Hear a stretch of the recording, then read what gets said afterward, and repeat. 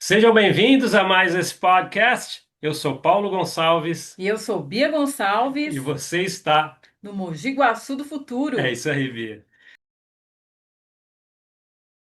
BeCowork é um espaço colaborativo que conecta pessoas, ideias e negócios. Com 2 unidades em funcionamento, oferecendo salas privativas, estações compartilhadas e salas de reunião em um ambiente profissional e inspirador que estimula produtividade e networking. Chame alguém agora da equipe BeCowork pelo WhatsApp 19 98274 2065. Coloque suas ideias e trabalhos em prática e não esquenta com nada não. Vem para Bica Work. Bica Work e Mogi Guaçu do Futuro. É uma parceria de sucesso.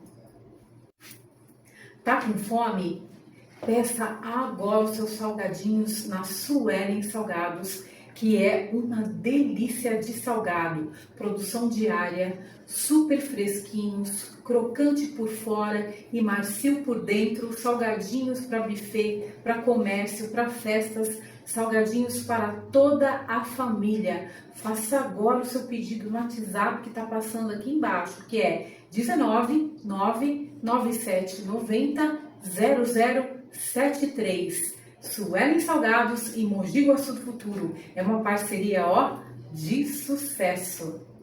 Vocês conhecem a Rota? Eles atuam com assistência técnica especializada em celulares, notebooks, tablets, PC, videogames de todas as marcas e grande variedade de acessórios de celulares e informática, capas, películas, cabos, carregadores, suportes. Para todos os serviços, corre para a Rota, que é excelência especializada em celulares, informática e acessórios. E o endereço da Rota é Avenida Mogi Mirim, 883, bairro Areião, Mogi Guaçu. E eles contam também mais com 2 filiais aqui em Mogi Guaçu. E elas se encontram nos 2 supermercados Ponto Novo. Chama agora eles no WhatsApp que está passando aqui na tela e resolva todos os seus problemas com esses equipamentos. Rota Celulares e Mogi Guaçu do Futuro é uma parceria de sucesso. Ô, Bia, conta pra gente, quem que a gente vai bater um papo aqui hoje? Então, Paulo, hoje está bem legal, é utilidade pública, as mulheres aqui que acompanham o podcast Mogi Guaçu do Futuro, a gente vai falar hoje com a doutora Andressa Lacerda, ginecologista, e ela vai tirar várias dúvidas que vai ajudar muita gente. Olá, doutora, tudo bem? Boa noite, tudo bem? É um prazer estar aqui com vocês do podcast Mogi Guaçu do Futuro. Poxa, Nós que agradecemos, viu, Andressa, por ter aceitado o nosso convite. É um legal. prazer. Tá, legal. Ô, doutora, vou fazer uma perguntinha para você bem bacana, que mais de 100 episódios aqui a gente costuma fazer ela primeiro, para o nosso convidado ou convidada. Para puxar o papo, né? Então vamos lá. Quem é a doutora Andressa? De onde veio, né? Conta um pouquinho, quem é você? Bom, eu sou natural de São Paulo, capital. Eu nasci em São Paulo. Eu vim para Mogi Guaçu em 2014, através do meu marido Bruno, que também é médico urologista. Ele é natural daqui de Mogi Guaçu. A gente se conheceu na faculdade, depois a gente fez residência no mesmo serviço em São Paulo. E aí, terminando nossas especializações, a gente resolveu mudar para cá. E aí, nos instalamos aqui em Mogi Guaçu e desde então a gente está aqui. Oh, legal. Eu fiz minha especialização de ginecologia e obstetrícia e ao longo dos anos, né, tem mais de 15 anos aí que eu tô na especialidade, eu fui me aperfeiçoando cada vez mais no cuidado especificamente da saúde da mulher, longevidade, envelhecimento saudável. E hoje o meu foco no consultório é realmente saúde da mulher 40 a mais. Isso envolvendo tanto envelhecimento saudável, menopausa, reposição hormonal e procedimentos íntimos também. Pô, que legal. Doutora, você também tem conteúdos nas redes sociais, nós acompanhamos, né? Então, já de cara, quem quiser acompanhar você, qual é o seu Instagram? Fala pro pessoal. Mesmo, eu tenho feito produzido conteúdo desde 2018, mais ou menos. Meu Instagram é arroba doutora.andressa ginecologista. Certinho. Então, pessoal, né, vamos deixar aqui Sim, embaixo, né, para que segue você lá, possa que é seguir. bem instrutivo e tira muitas dúvidas, né? Principalmente na menopausa, que é climatério, menopausa, que é, vamos dizer assim, às vezes é até um pesadelo, né? Muitas vezes, né? É, Mas dá tem muito para. É, é, desafiador, tem muito tabu ainda em cima é. desse assunto. As mulheres ainda se sentem meio assustadas, né? Porque é a hora que parece que você fala, poxa, tô envelhecendo mesmo, né? Mas hoje é perfeitamente possível envelhecer com saúde, com qualidade de vida, tendo esse conhecimento a respeito das mudanças aí que acontecem nessa fase. Nossa, isso é muito bom. Que legal, vamos aprender bastante, né, É. Bi? Você Aham. tem um assunto para a gente puxar aqui de pessoas Sim. que mandaram para gente? Sim. Ah, doutora, quais são as maiores queixas que você recebe no consultório com as mulheres aqui de Mogi Guaçu nessa fase da vida, climatério, menopausa? Assim, qual assim que você acha que é as maiores queixas? Eu gosto de resumir todas as queixas numa frase que é muito comum a gente escutar de várias mulheres, e é até frase que a gente vê em estudos científicos mesmo, sabe? De relatos de populações estudadas dessa fase, que é eu não me reconheço mais. Então, muitas mulheres elas vêm falando disso, que eram muito produtivas e agora estão se sentindo muito cansadas, mesmo com a mesma rotina, fazendo as mesmas coisas, não estão mais performando tão bem, por se sentirem cansadas, desanimadas, o sono piorou, a piora de qualidade de vida, ganho de peso. Ondas de calor, que são né, as ondas de calor é o sintoma ali mais comum dessa fase, mas o Todo que às mundo vezes vai ter ondas de calor ou tem pessoas que conseguem fugir desse sintoma? algumas conseguem se livrar do sintoma, mas é um sintoma presente na grande parte das mulheres que vão passar por essa fase. Então, mais de 80% das mulheres que passam pela menopausa, elas têm onda de calor. Existe uma minoria que não vai ter. E aí era uma coisa que antigamente tinha essa barreira. Então, assim, se não tem onda de calor, não tem menopausa, não precisa de nenhum tratamento. E hoje não, a gente sabe que é muito diferente. Mesmo não tendo onda de calor, muitos outros sintomas que antes a gente achava ser, é assim mesmo, é da correria, do envelhecimento, é da rotina. Não. Hoje a gente sabe que tem a ver com a flutuação hormonal e precisam também ter um olhar. Ter a mesma importância do que olhar simplesmente para as ondas de calor, né? Então, muitas que não têm calor, mas tem todo o resto: ganho de peso, cansaço, falta de disposição, diminuição de libido, insônia, ressecamento de pele, os sintomas íntimos, né? Ressecamento vaginal, desconforto nas relações sexuais, são sintomas bastante frequentes nessa fase. Nossa, isso é muito importante falar, porque eu escutava, se você não tem Onda de calor, né? Não isso, então precisa você está passar. tranquila. E não é bem assim, né, doutora? Né? Não é Às bem vezes a gente assim. ouve até mulheres mais velhas, né? A nossa geração das nossas avós, por exemplo, fala assim: não, eu não tive menopausa porque eu não tive calor. Então, esse é um outro conceito bastante importante. Toda mulher que vai envelhecer, ela vai passar pela menopausa. Ela pode ter mais ou menos sintomas, isso impactar mais ou menos a qualidade de vida dela, mas ela vai ter, né? Então, por definição, menopausa é um ano sem menstruar, então é um diagnóstico clínico. Então, a ausência de menstruação por um ano é a menopausa. A menopausa é um dia, né, da nossa vida contado de forma retrospectiva. E a partir de então é a pós-menopausa, que é uma dúvida também muito comum, mas até quando dura a menopausa? A menopausa é um dia. A pós-menopausa é um período que vai durar até o fim da sua vida. Os sintomas, eles costumam ser mais exuberantes nos primeiros 5 anos, mais ou menos, e depois ocorre uma adaptação do organismo a esse processo, mas é uma fase que você vai viver até o fim da vida, né? Mudança de peso, por exemplo, que é o terror da mulherada, né? Algumas, assim, tem o mínimo e o máximo de peso que você pode. Sempre vai ganhar, né? Nunca vai perder, né? Menopausa nunca emagrece, Infelizmente. só engorda, infelizmente. Quanto que é É, mais ou menos que ela pode, assim, tem um limite, ou não é para ganhar peso nenhum? Como que é? Como funciona? não tem esse valor de corte, né, esse limite, mas o que que a gente sabe? Que com o processo de envelhecimento existe uma queda progressiva na nossa massa muscular. Então, se a gente não fizer absolutamente nada, a tendência é que a gente perca a massa muscular com o passar do tempo. E o que deixa o nosso metabolismo mais ativo, ou seja, o que faz a gente gastar mais calorias mesmo estando em repouso, né, só para se manter viva, é a massa muscular. Então, por isso é que existe esse ganho de peso, porque diminui os níveis hormonais, esse estímulo muscular diminui, né, a síntese de músculo diminui, e aí você vai ficando com o metabolismo cada vez mais lento, por isso que existe uma facilidade maior de ganhar peso. Então, toda mulher que está nessa fase, aí depois dos 40 anos, precisa ficar atenta ali, de estar sempre monitorando esse peso, para não deixar, né, para a gente fazer alguma coisa depois que ganhou 10, 15 quilos, né? Então, tá monitorando ali, teve um ganho de 2, 3 quilos, sem uma mudança muito expressiva na sua rotina, tá comendo a mesma coisa, tá fazendo exercício, e mesmo assim tá ganhando peso, já é um sinal de alerta que a gente precisa acender. Agora, uma outra coisa muito importante é justamente o estilo de vida. Então, muitas mulheres chegam nessa fase sedentárias, Uhum. não tendo muita atenção à sua alimentação. E é o que eu falo sempre para as pacientes no consultório. Quando a gente é jovem, a gente faz tudo errado, meio que no automático, o organismo tá tinindo, então ele dá um jeito de dar conta. Depois dos 40, não. Então, de forma intencional, a gente tem que estar olhando melhor para a alimentação, tem que estar praticando exercício, porque se não fizer isso, a tendência realmente é ganhar peso. Sim, entendi. E, doutor, outra coisa importante também, muita gente confunde climatério com menopausa. Explica pra gente qual que é a diferença dos dois. Essa dúvida é bem comum mesmo. Então, menopausa, como eu falei, é um dia da sua vida contado de forma retrospectiva, é um ano sem menstruar.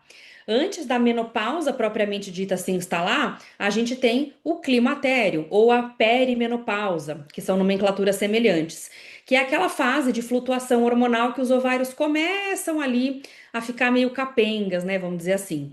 Então começa aquela produção hormonal mais oscilante, mais irregular, e aí isso pode já trazer os sintomas relacionados aí a essa fase. Esse climatério ele pode começar até 10 anos antes da menopausa propriamente dita se instalar. Então, se a gente pensa que a menopausa, a média de idade da mulher brasileira é por volta dos 50 anos, os sintomas eles realmente podem começar aos 40. Então, por isso que hoje a gente fala muito do 40 a mais e ficou muito em voga o 40 a mais, porque não é uma regra para todas, mas pode acontecer desses sintomas já começarem a incomodar a partir dos 40 anos. Eu faço sempre a associação, é como se os ovários eles fossem um controle remoto, que a pilha tá fraca. Às vezes você fica apertando, querendo trocar o canal, não troca. E de repente, troca o canal, aumenta o volume, ela desliga sozinha.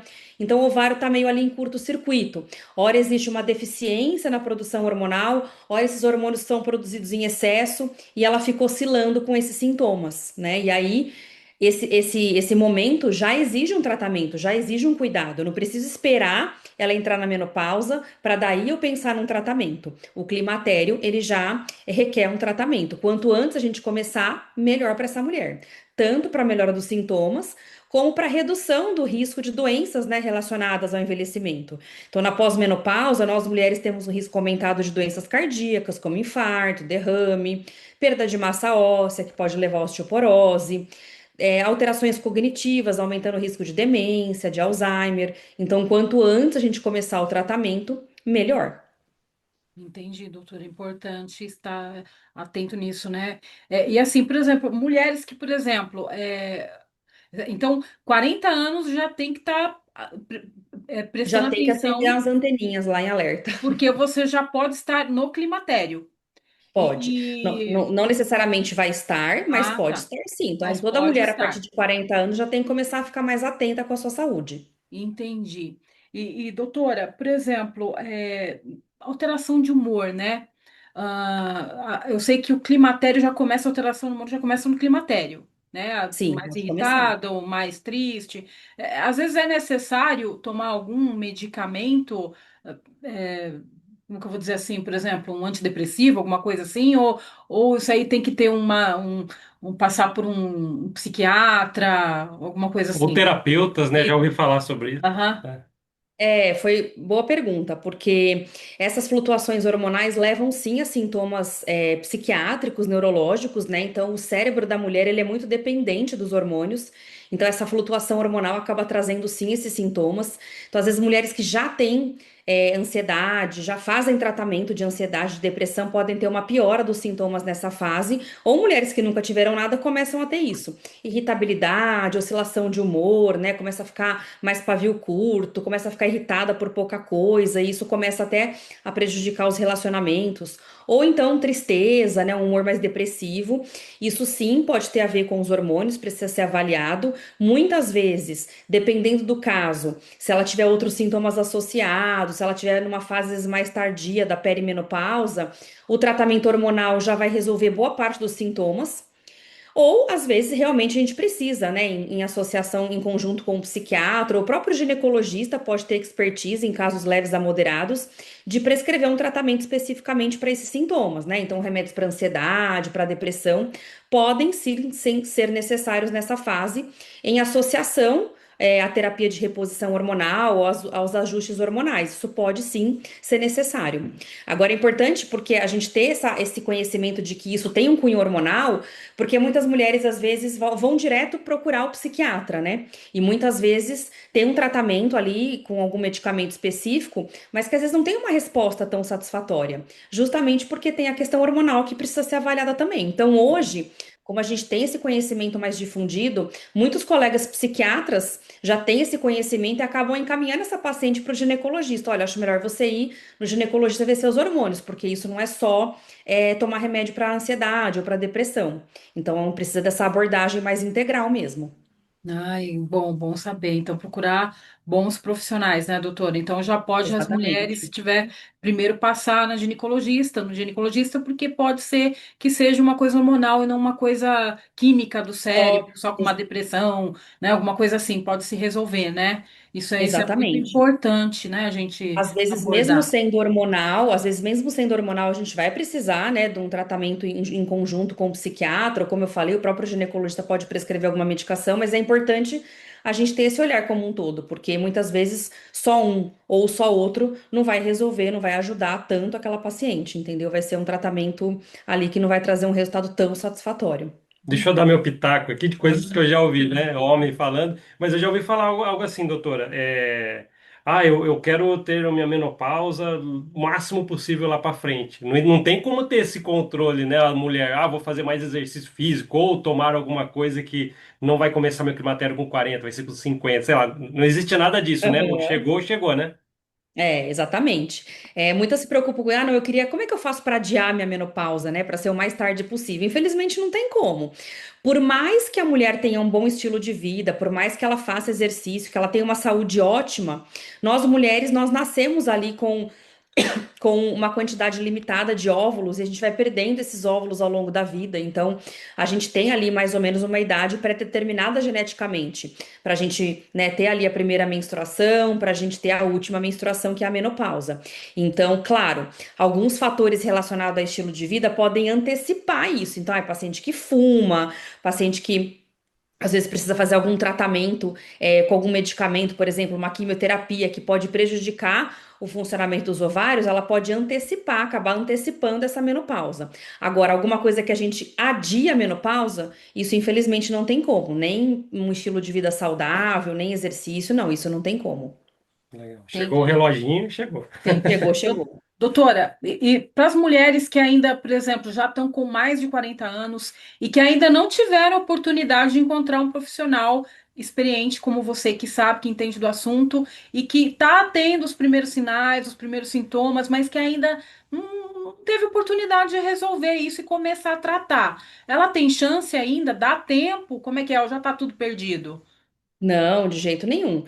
Então, a mulher que está chegando próxima dos 40 anos, já está aí com um pouco mais de 40, entre 40 e 45 anos, é o momento ideal, na verdade, dela começar a olhar melhor para sua saúde, começar a se cuidar. Então, é uma coisa que eu bato muito na tecla no consultório, na minha rede social, eu falo bastante sobre isso também, sobre a importância do estilo de vida na menopausa ou no climatério. Porque a gente fala muito da reposição hormonal e às vezes, né, muitas mulheres podem não ter acesso ali de forma inicial a um médico atualizado que vai fazer uma reposição hormonal que traga um tratamento efetivo.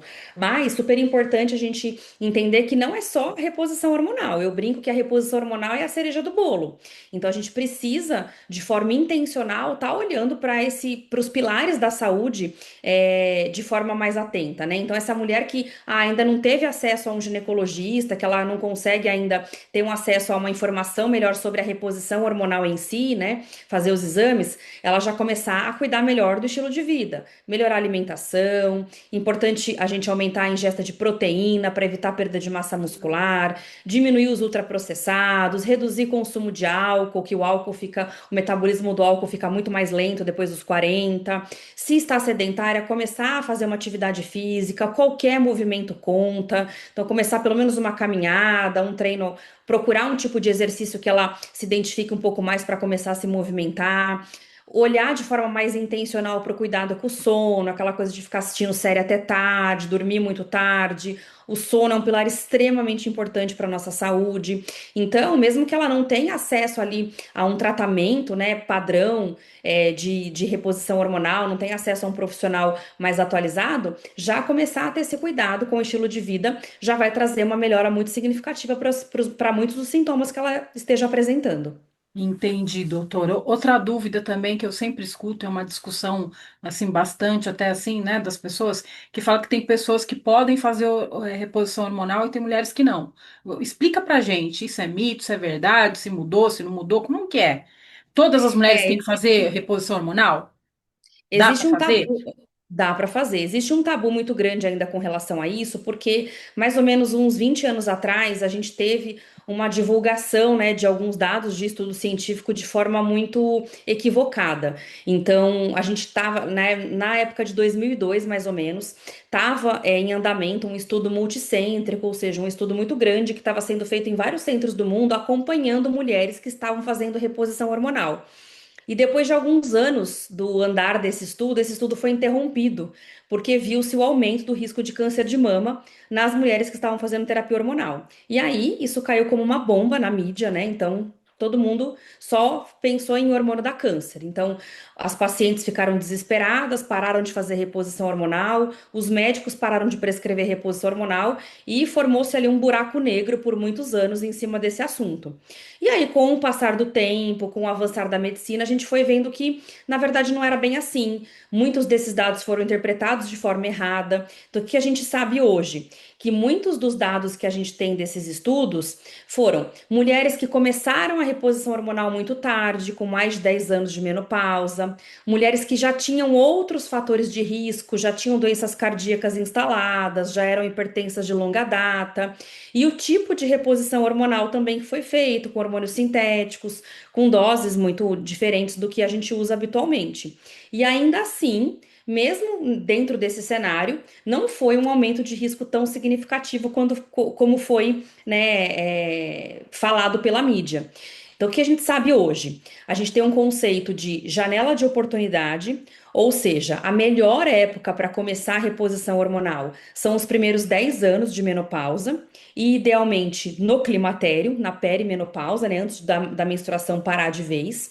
Esse é o momento que eu vou colher os melhores benefícios com relação à redução do risco de doenças como infarto, osteoporose, demência, e eu vou promover uma melhor qualidade de vida para essa mulher.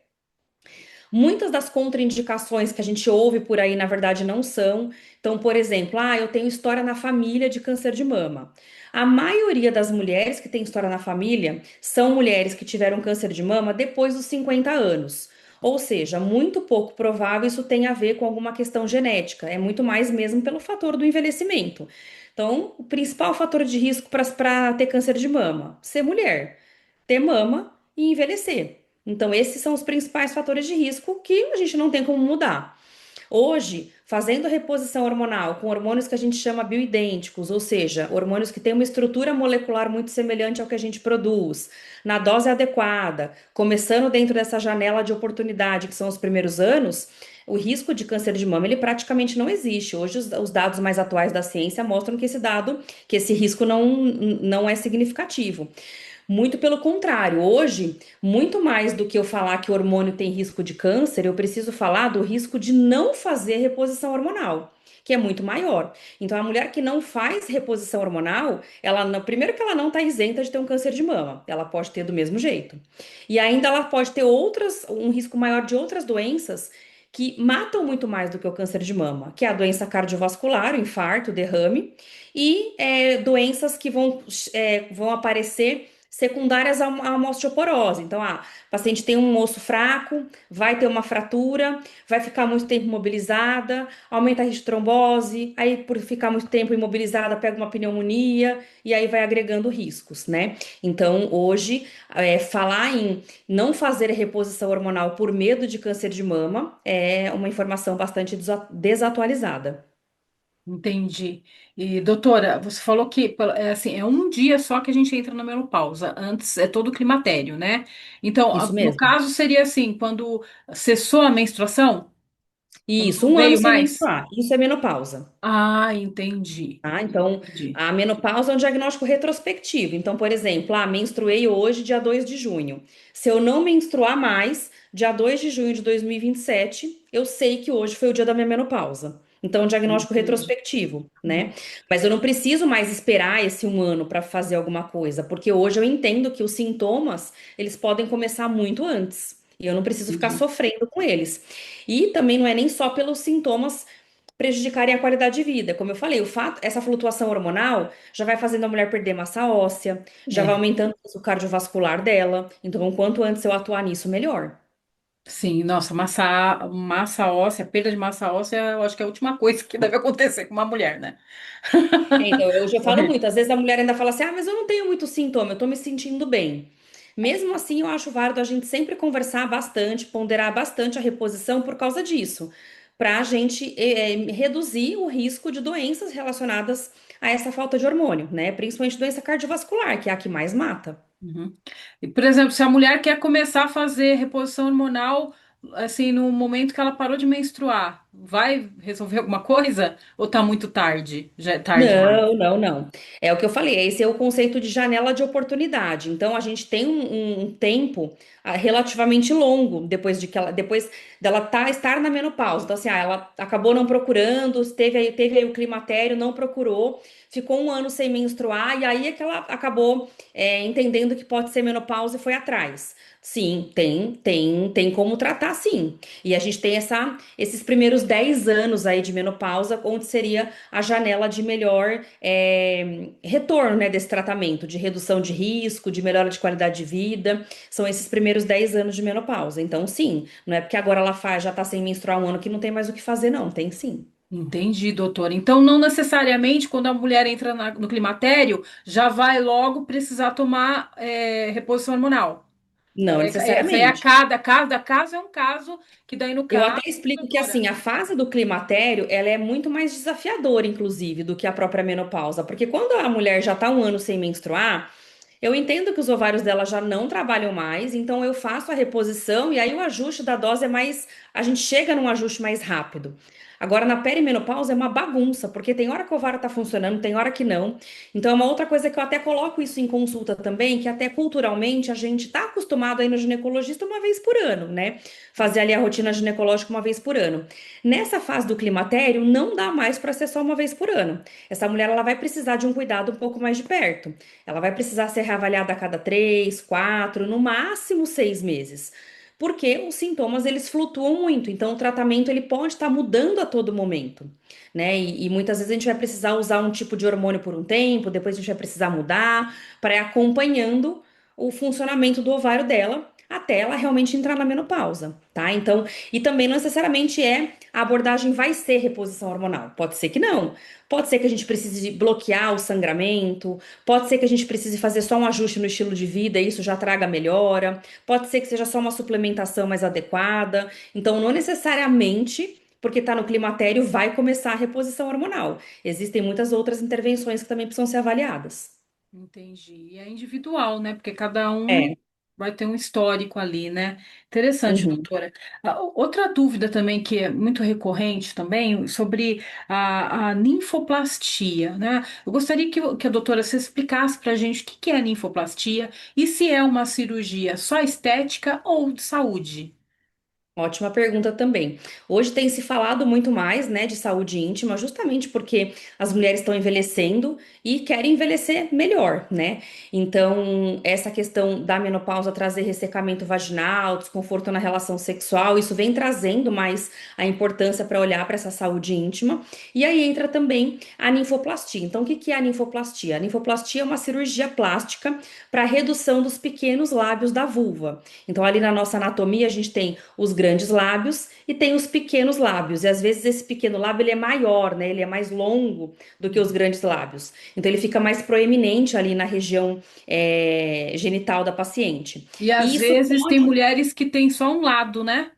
Eu pode ser já vi já. assimétrico, isso é bem É, porque variável. um lado é normal e o outro lado é maior, assim, é uma coisa Isso. assimétrica. Aham. Pode ser assimétrico, sim. Então, às vezes tem um aumento. E muitas perguntam: qual que é a causa disso? Isso a gente às vezes pega em mulheres mais jovens também, em adolescentes ali próximo já do final da adolescência, mulheres jovens, ou às vezes depois de gestações, por muitas flutuações hormonais, por excesso de atrito na região, você pode ter ali, às vezes, um crescimento dessa pele de forma simétrica ou assimétrica, e isso trazer um desconforto. E não é só estético, não.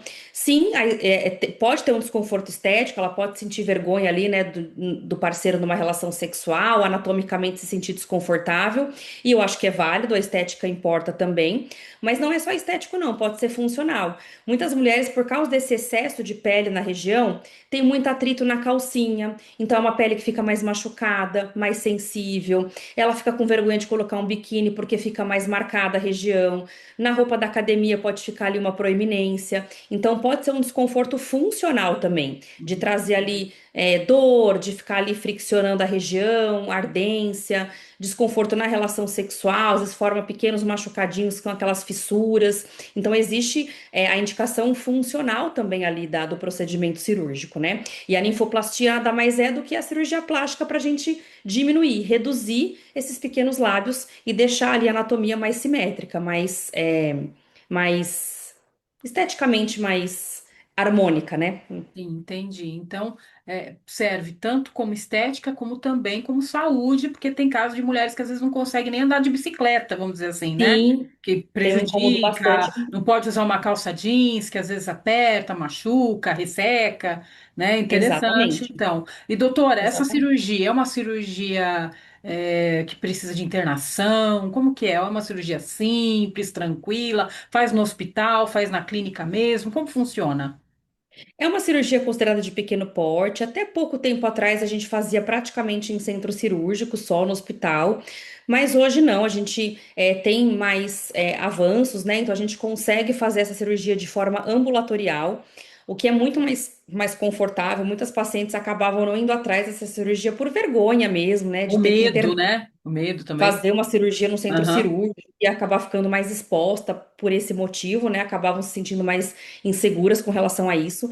Então, hoje não, dá pra gente fazer em ambiente de consultório, é possível fazer com anestesia local, é bastante tranquilo e confortável ali. Existem algumas técnicas que a gente usa, então dá pra fazer com laser, dá pra fazer com um bisturi que tem uma ponteira bem fininha.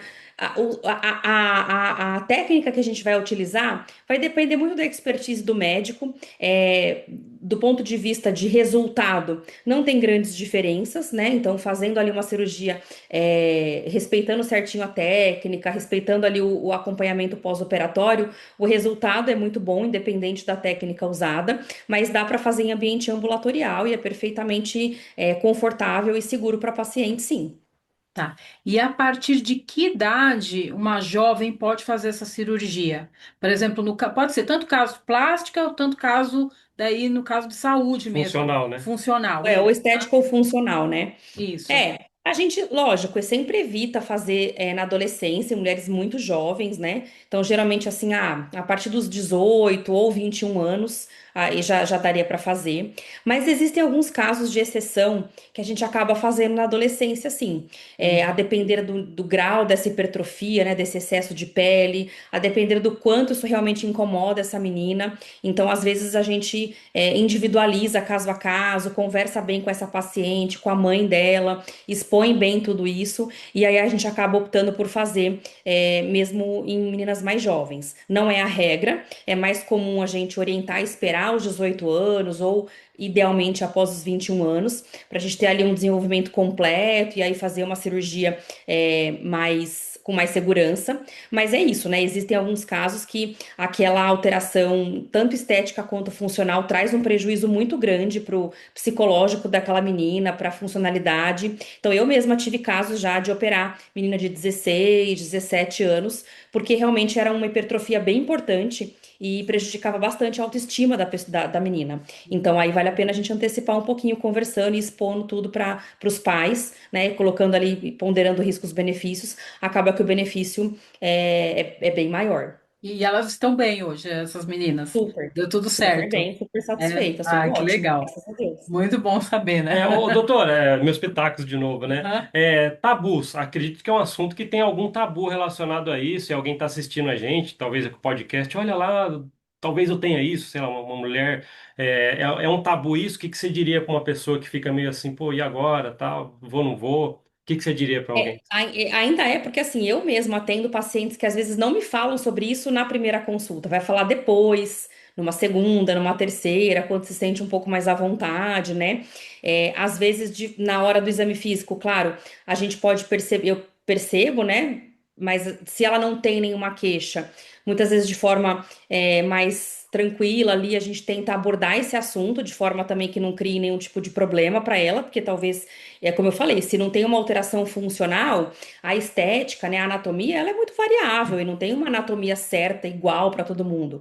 Então é importante a gente também estar sempre conversando sobre isso para não ver se, né, de repente não existe uma distorção de imagem, essa menina às vezes tem alguma outra questão psíquica que precisa ser abordada também, que não é, né, só estética. Então isso é importante a gente ter esse alertinha aceso sempre, né, na hora que tá conversando com a paciente. Mas sim, muitas mulheres ainda veem isso como um tabu, sentem vergonha, não falam na primeira consulta.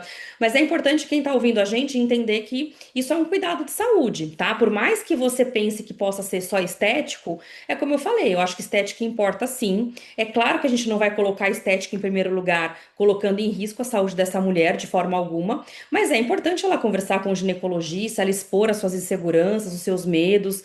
Isso hoje é mais comum do que as mulheres pensam. Quando a mulher às vezes vai falar isso numa consulta ginecológica, ela acha que só ela tem aquele problema, e não, nós ginecologistas ouvimos essas questões com saúde íntima todos os dias, então é bastante comum. Então é importante quem está ouvindo a gente confiar ali no ginecologista, expor essas questões para ele e junto com o seu médico decidir se realmente ali é uma coisa que necessita de intervenção cirúrgica, se aquilo vai trazer mais benefício para ela com relação à autoestima e a parte funcional também, colocar os prós e contras, porque todo procedimento cirúrgico, né, tem os prós e contras, e juntos decidir ali o melhor caminho para aquela mulher. Mas é importante ela se sentir confortável e segura de conversar isso com o ginecologista, que é o melhor profissional para conseguir ajudá-la. Sim, doutora. E outra pergunta também, doutora. É uma cirurgia de muito risco ou é baixo risco? Como que é? Como funciona? Ou é Não, tranquilo? é uma cirurgia de pequeno porte. Claro que existem alguns cuidados pré-operatórios, assim como qualquer cirurgia, a gente faz alguns exames antes, faz um exame físico, a depender da necessidade de uma abordagem cirúrgica. Às vezes é mais seguro fazer em ambiente de hospital, se tiver alguma abordagem um pouco maior, né, um pouco mais complexa, mas em geral, a linfoplastia, que é ali a cirurgia dos pequenos lábios, a gente aborda um pouquinho ali a pele que está em excesso na região do clitóris, é perfeitamente possível fazer de forma bastante segura em ambiente de consultório, sim, tá? Então, exige alguns cuidados, algumas orientações, alguma avaliação pré-operatória, mas é uma cirurgia relativamente segura, com uma incidência de um sangramento ali fora do esperado, um risco bem baixo, tá? Geralmente é uma cirurgia bastante segura, sim. Podemos dizer, por exemplo, que esse pós-operatório que você disse, correndo tudo bem, vou dar um exemplo, sei lá, uma semana, tá tudo bem? Qual que seria? Assim, o que que eu sempre, como que é o pós-operatório da linfoplastia? Eu falo que ele é bem chatinho nos primeiros 2 dias, nas primeiras 48 horas, porque é uma região ali de atrito, né, que por mais que você fique em casa, né, ficar sem calcinha ali, mais confortável, é um ambiente, é um lugar que atrita, né, sentar, ficar levantando, fazer xixi, incomoda um pouquinho. O que faz muita diferença no pós-operatório nos primeiros 2 dias é colocar bastante gelo, porque é uma região que incha, que pode sangrar recuperar um pouco, então o gelo ajuda muito. Mas é assim, 48 horas que é um pós-operatório mais chatinho. Depois fica mais tranquilo, às vezes fica uma coceirinha ali do ponto da sutura, mas é coisa assim de uma semana, o paciente já tá ótima. Existem algumas restrições, então, exercício físico, atrito no local, relação sexual, vai ser um pouquinho mais de tempo, mas uma recuperação assim é 5 a 7 dias, tá? De um pós-operatório mais chatinho assim, no máximo 5 dias. Uhum. Esclarecedor e encorajador, Com doutora. Foi muito legal certeza, isso. aham, É, com porque quem está certeza. ouvindo aí já Aham. conseguiu ser encorajado Sim, pela profissional. Muito sim, legal isso aham. aí. Muitas têm muito receio mesmo do pós, e a maioria das pacientes que fazem falam isso, falam, nossa, eu devia ter feito antes, porque é muito mais tranquilo do que eu imaginava. É verdade, aham, porque sofre, né? Fica bem ruimzinho, é. É, porque é bem desconfortável. Sim. Outra dúvida também, doutora, sobre ovário micropolicísticos. O que que é? Se tem tratamento? Se engorda por causa disso que a pessoa engorda? Como funciona? A síndrome dos ovários policísticos até teve uma mudança de nomenclatura agora bastante recente, né? Então, como a gente já falava antes, muitos anos atrás, ovário policístico era uma doença que achava-se que era uma doença do ovário. Então, a gente ouve muito isso, né? Ah, tem ovário policístico, toma anticoncepcional que regula a menstruação e tá tudo certo. E já há muito tempo a gente sabe que não é bem assim. É uma doença endócrino-metabólica, ou seja, você tem ali alterações do metabolismo da insulina, de outros hormônios que vão agir no ovário, e por isso é que ali vai se formar os microcistos. Então, não é uma doença que acontece inicialmente no ovário, é uma doença endócrino-metabólica. Então, tem vários componentes do metabolismo que estão associados, entre eles principalmente a resistência insulínica. Então, é isso que causa muitos dos sintomas relacionados ao ovário policístico. Então, por isso, hoje, isso ficou já bem estabelecido e a gente teve essa mudança de nomenclatura. Então, a maioria, muitas pacientes que têm ovário policístico têm essa relação com sobrepeso, com obesidade, com resistência insulínica, que pode ser aí um estado de pré-diabetes. Existe também um componente genético em algumas pacientes, e o tratamento não é simplesmente a gente regular a menstruação com um anticoncepcional. Então, exige um tratamento, né, mais voltado para a melhora do metabolismo mesmo, melhora do controle do açúcar no sangue, às vezes medicamentos para ajudar com isso. Mais uma vez, o estilo de vida entra aqui como um pilar importante do tratamento, né? Exercício, a alimentação, dieta. Algumas dessas pacientes podem ter dificuldade para engravidar, porque é uma disfunção na ovulação, mas fazendo um tratamento adequado, é perfeitamente possível essas pacientes engravidarem e não terem aí comprometimento da fertilidade se forem bem acompanhadas. Entendi. Então, doutora, você falou que pode ser, é relacionado, né, com metabolismo, né, com excesso de Isso, insulina, resistência à insulina, né? exatamente. Mas não necessariamente seria só diabéticos que podem ter Não, não. esse problema, né? Não. É super importante de ter uma abordagem adequada do ovário policístico, porque pelo fato de você ter ali uma disfunção hormonal, isso aumenta o risco dessa mulher para algumas doenças no futuro. Então, Uhum. aumenta o risco dela ser diabética, É um aumenta o risco sinal, dela né? ter. Exatamente. Aham. Aumenta o risco dela ter alguns cânceres relacionados ao excesso de estrogênio, porque é uma doença que tem um desequilíbrio ali do estrogênio. Então, aumenta o risco de câncer de mama, de câncer de útero. Então, por isso que quanto antes essa mulher for acompanhada e adequadamente tratada, melhor. E tem cura, doutora? Essa doença tem cura?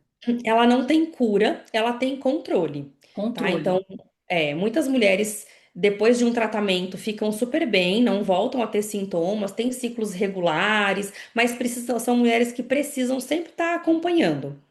Entendi. Porque Nossa, é uma doença que não aham. tem cura, ela só tem controle. Assim como a endometriose, por exemplo, que é uma outra doença que é, tem se falado mais, né, nos últimos tempos. A gente conhece um pouco mais, apesar de não entender muito bem de onde ela veio, né? Não tem uma causa muito específica para endometriose, mas é uma doença que também não tem cura, tem controle. Quando a paciente é Doutora, adequadamente tratada e acompanhada, ela também fica bem. aham. Doutora, eu sempre escutei endometriose, mas eu não sei exatamente o que seria. O que seria endometriose? O que acontece com o útero de uma mulher com endometriose? A endometriose, ela o que que é o endométrio? O endométrio é a camadinha interna do útero que descama na menstruação. A endometriose é quando a gente tem um certo refluxo desse tecido, desse endométrio, das trompas, e essas células endometriais caem na cavidade abdominal. Não se sabe muito bem como que isso acontece, podem ser alterações imunológicas, pode ter ali uma predisposição genética. Então, a origem da endometriose ela não é bem esclarecida ainda, existem algumas teorias. Mas basicamente é isso, é tecido de endométrio fora do útero. E aí os locais principais de implantação dessas células do endométrio é na região atrás do útero, é nos ovários, na região pélvica ali. E isso gera um processo inflamatório nessa região que pode dificultar uma gravidez, que pode acabar gerando ali algumas aderências e isso prejudicar ali, né, o caminho do óvulo até o espermatozoide. Então, é uma doença que muitas vezes cursa com dificuldade para engravidar e muitas cólicas, né, no período menstrual, muita dor no período menstrual por conta dessas células fora do útero. Entendi, doutora. Então, às vezes pode até ter um inchaço, um edema também, quando a mulher sente o desconforto na barriga, alguma coisa assim. É, muitas reclamam, né, desse estufamento, ficam com a barriga mais inchada no período menstrual, o intestino às vezes fica pior, porque pode ter ali uma certa aderência na região atrás do útero, próxima do intestino, pode ter até um acometimento intestinal também. Dependendo do acometimento, essa mulher pode precisar de um tratamento cirúrgico para tirar os focos maiores, né, de endometriose. Então, existem várias possibilidades de tratamento dentro do contexto de endometriose. Entendi. Entendi. Esclarecedor, né, Bia? Muito esclarecedor. Nossa, Bom, aham. Vai legal. ajudar muita gente. Na verdade, doutora, Acho que até aproveitando que a gente, só aproveitando que a gente está falando de endometriose e sim. de menopausa, é importante a gente trazer que tive um ajudante aqui. Vai lá. Boa noite, meu amor. Que muita dúvida das mulheres, às vezes, assim, endometriose, como é uma doença que ela piora por ação do estrogênio, muitas mulheres que têm endometriose e chegam na menopausa, elas acham que talvez elas não vão poder fazer reposição hormonal, porque se ela usar o estrogênio, vai piorar a endometriose. E não, isso não é verdade. Mulheres que têm endometriose podem fazer reposição hormonal, mas claro, vai ser uma reposição hormonal que vai precisar de um cuidado maior. Então não há contraindicação ao uso do estrogênio, mas essa mulher vai precisar usar um outro hormônio junto, a progesterona, vai precisar, enfim, de um cuidado ali um pouco mais específico, mas não é uma contraindicação. É importante deixar isso claro, porque muitas vezes ficam sofrendo com sintomas da menopausa, porque acham que não podem fazer reposição porque tem endometriose. Entendi. Hum, Legal, hum. assuntos fantásticos. É legal, doutora, que a gente trouxe você aqui. Legal os ensinamentos, né, as opiniões e posições que você passou quanto a todos esses assuntos. Muitos deles foi ditos, né, em comentários que a gente foi captando ali. Vamos pôr esse assunto e trouxemos hoje. Doutor, queria agradecer, na verdade, né, a oportunidade de você ter falado aqui com a gente, né? A gente agendou, pô, que bom que deu certo. Aí eu ia pedir para você, doutora, como eu sempre peço no finalzinho, né, dos nossos episódios, para os nossos convidados ou convidadas também. Eu também faço esse pedido, que você vai estar em tela cheia, né? Falar o que uma mensagem final, alguma mulher que está, poxa, que legal, atenta que é o que você falou, uma mensagem final, uma consideração. Fica à vontade, doutora. Bom, queria agradecer o convite mais uma vez. Obrigada aí pela lembrança do meu nome. Foi um prazer aqui dissipar conhecimento aí que eu acho que é tão importante para a saúde da mulher.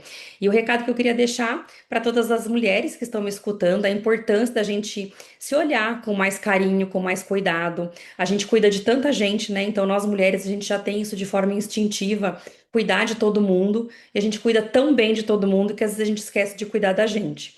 E vai chegando depois dos 40 anos, o nosso corpo ele vai pedindo por esse olhar mais cuidadoso.